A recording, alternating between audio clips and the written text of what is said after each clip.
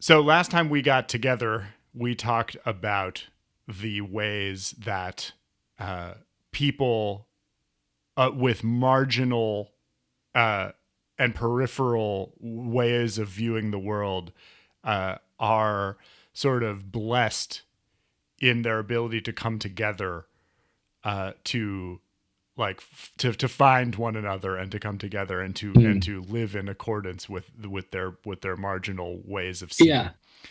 seeing. But there are plenty of, and we also I think talked about sort of the value to society that has even from the outside, and so Sure. one of the main values that I think that such countercultures have is like the bringing in of um, you know modes of seeing and being together and healing and learning and growing and working that are contrary to the status quo. And Yeah. you and I both do a lot of those kinds of work on Mhm. people in the man of society from our sort of peripheral points of view. Uh, Yeah. but as we both know, there are a lot of strange behaviors on both sides of that exchange when the margins and the center encounter each other and between Yeah. people who are on the margins. And I know you are interested in sort of keeping some of that stuff on rails, finding ways to keep it from going sideways. And I would Yeah. love to know what your findings are so far. Okay. Well, when you were saying that, I was thinking, what we're talking about, even though the model and the diagram is done to death, there's kind of a truth in the hero's journey story, right? Mm, That you go away from the village, you get into some shit, and you come back hopefully with something useful to contribute to, the consensus model, your tribe, your village, whatever. Unfortunately, like the sort of classic like Vietnam vet coming back, people often don't make it back from that journey in one mm, piece or are irrevocably changed in ways that, while are in some ways helpful, can also be quite harmful, disruptive, creepy, mm, and there's a tendency to not check yourself when you've been on these adventures because I think there's a perception that you are in possession of viewpoints or experiences that somehow preclude you from accountability. mm. And that's, I think, the major problem that we run into in these spaces. So elaborate on what is behind that delusion. I'm guessing what you mean is like Mm. you've received the truth and you have a Yeah, privileged perspective on the truth relative to others. yeah, totally. So how have you seen that go? Well, I think that there are two dominant genres today. One is the sort of new age transcendental love and light trip, Mm-hmm. where um,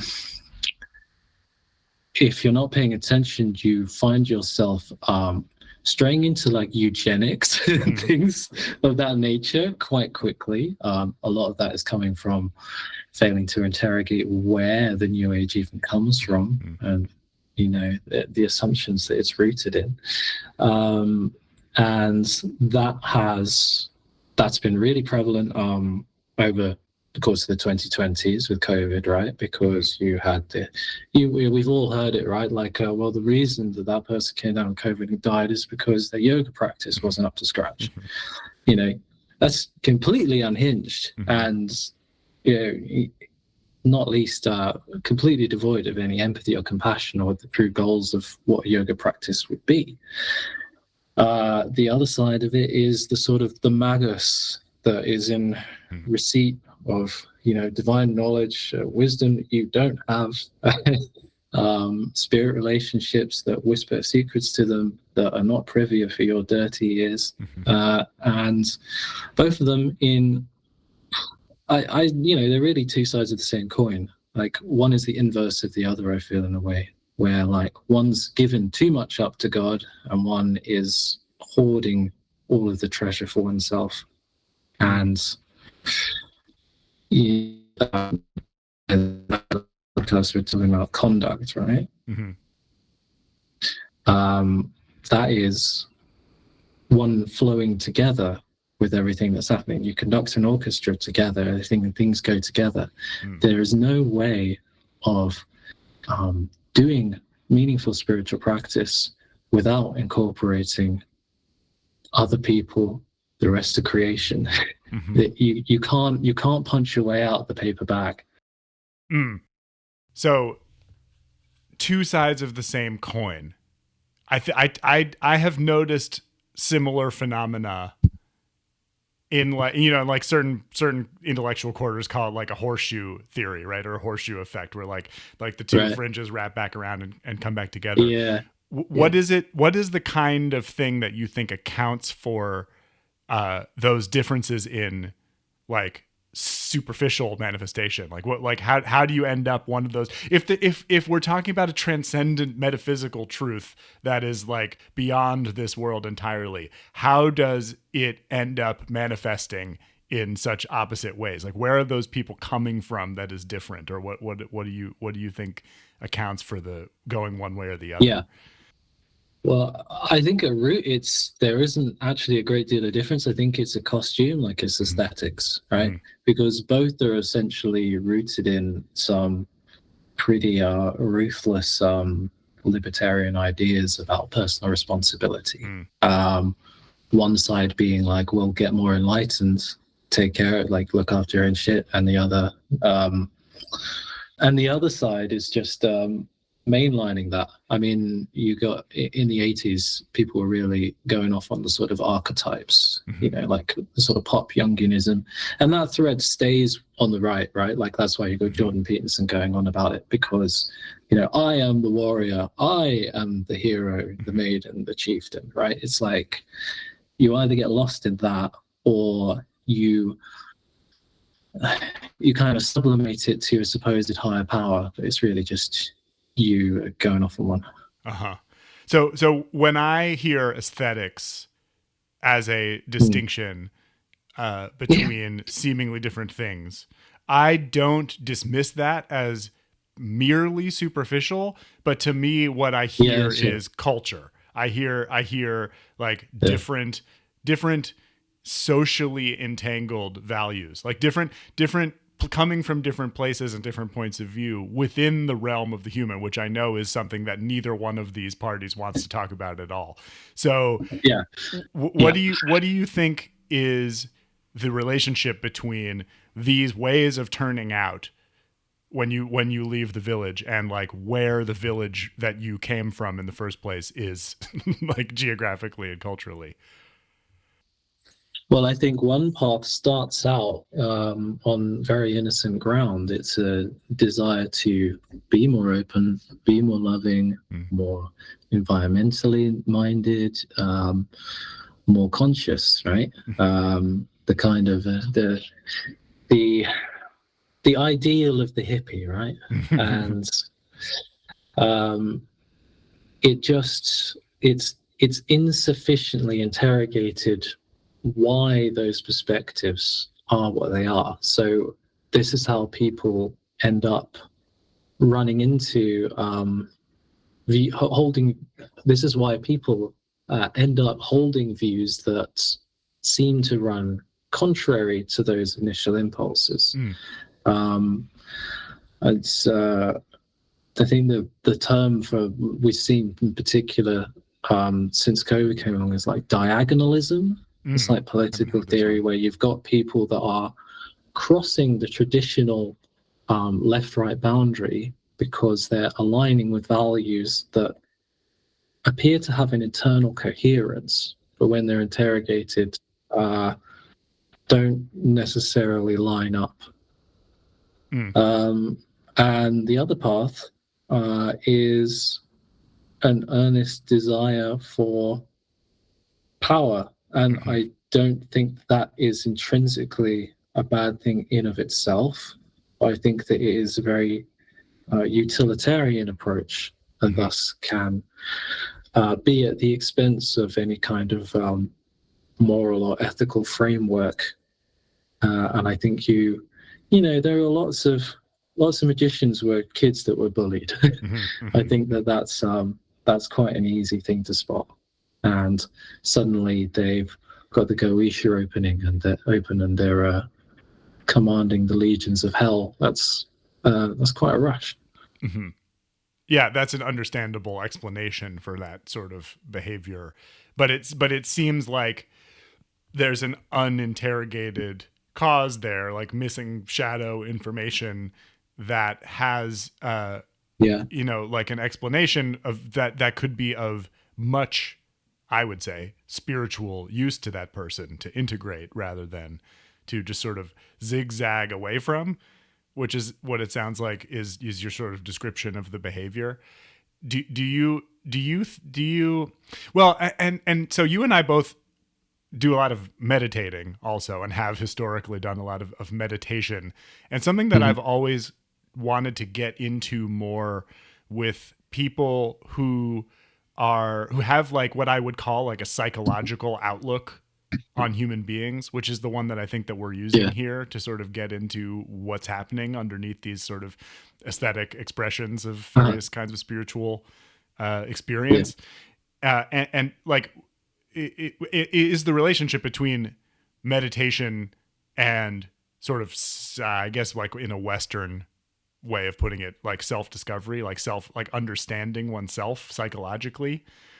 And because in my experience, at a certain point, like meditation always breaks into some kind of realization about my own self-construction, I think is how I would put it, where it falls apart, where you see through it in that sort of Buddhist way. But then like all of the behaviors that I had attributed to various whatever kinds of personal gnosis, like become attributable to that psychology. And like that makes them empty too, right? So I'm wondering if that's been your experience as a practitioner, and I'm wondering if you think that there's something different going on, or something maybe avoidant of that exact thing happening in the way that people who end up on one of these fringes or the other do their practice, like which they may even call meditation, and which may look a lot like it. Yeah, absolutely. Because the thing is, if you keep going down one of these paths, they will end with the dissolution of the self and some deeper realization as to the essence of your being and the nature of the universe. But that's easier said than done. And there are lots of pitfalls and sources of folly that can lead people to endlessly get stuck in an eddy, spinning around in a certain part of the path. And that's why I think having some kind of ethical framework is so vital, because that is the thing that directs you in the right direction. Great. So let's talk about that as you're setting out on a way of framing that for the kinds of people we're talking about, which includes us. Where do you start with a project like that, and where have you gotten so far? Where does one start on a project like that? Where did you start? Where did I start? Yeah. Oh Christ. Where did I start?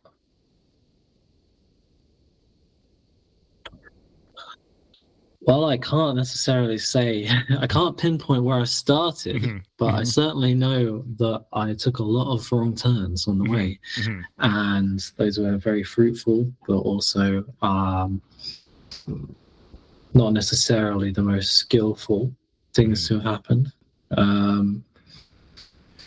I think what I'm really getting at is like, why? Why did you crystallize the movement toward wherever you're going into the idea of framing it in a interpersonally useful way like that?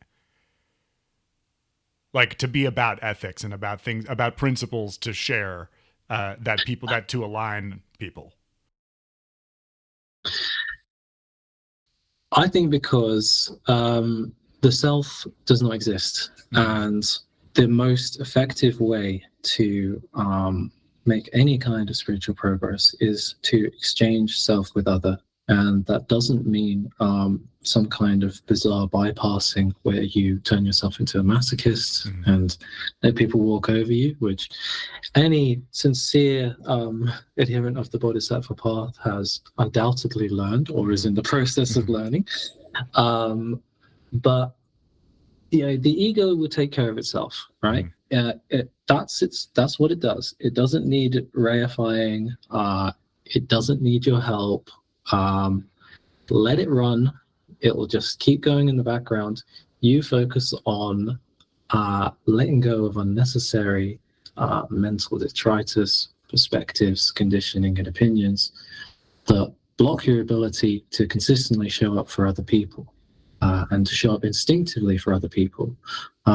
There's a really beautiful metaphor, I think, from Shantideva, where he talks about the feeling of helping other people, sentient beings. You know, it's like when you stub a toe, your hand instantly reaches for it to rub it. Like there isn't a thought process there. There isn't a sense of separation between the stubbed toe and the hand. And I think that an approach to achieving a kind of holistic union with other sentient beings very quickly gets you out of these little stories that, I mean, that's a really good point. Both of these paths are extremely compelling, exciting, and unusual stories. And sometimes we don't want the story to end. It's interesting to me that you went straight to the sort of unmediated experience of bodhisattva behavior. And that like because there is a, like, that is the best way to describe like the teachings of Mahayana Buddhism to someone, I would say, is to say, like, when you stub your toe, you don't need to think about whether or not you're going to go ow, right? Yeah. And that what you realize through practice is that somebody else's toe is also your toe. The end, right? Yeah, exactly. There's so many toes. Yes, exactly. 1,000-footed, 1,000-toed. The Dharma toes are infinite. Yes, exactly. So that is, like, I think that description carries enormous ethical freight. Like it's almost, it's an example more than it is a principle. But as someone trying to figure out an ethical framework, like, isn't that an intermediary step? Isn't that a thought process between stubbing your toe and reaching down to rub it? Like, what is, how does articulating principles get people to that point? There's breadcrumbs on the path, isn't it? There's something that in the spaces that we share together, we often end up in discussions about unusual parasocial behavior being exhibited on social media platforms like the formerly named Twitter. And it's almost become a group motto at this point that just be normal, and because we, in these spaces, people have spent years and thousands of dollars on doing anything but being normal, and often for good reason, right? Like, normal is why we're in the meta crisis. It's okay to kick off against consensus reality, but don't throw the baby out with the bathwater. Like, you need to be a considerate responsible human being to the extent at which that's available to you. And it'll be different, that capacity, for every person, because we're all coming from different scenarios, different levels of privilege, different childhoods, etc., right? But you don't get to just switch that off in pursuit of some lofty spiritual goal. Like, that is the spiritual goal. There's the ox herding pictures, which is like a classic, I guess, like a step metaphor for enlightenment that's used in the Zen tradition.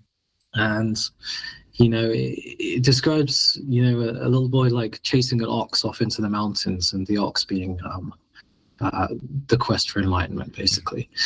And the general understanding of that kind of narrative is that you just end up on the mountaintop with the big beard, right? Like, there you are, bang. But that's not where the ox herding sequence ends. The ox herding sequence ends with the person returning back down into the town and into the marketplace. Like, that's what it's for.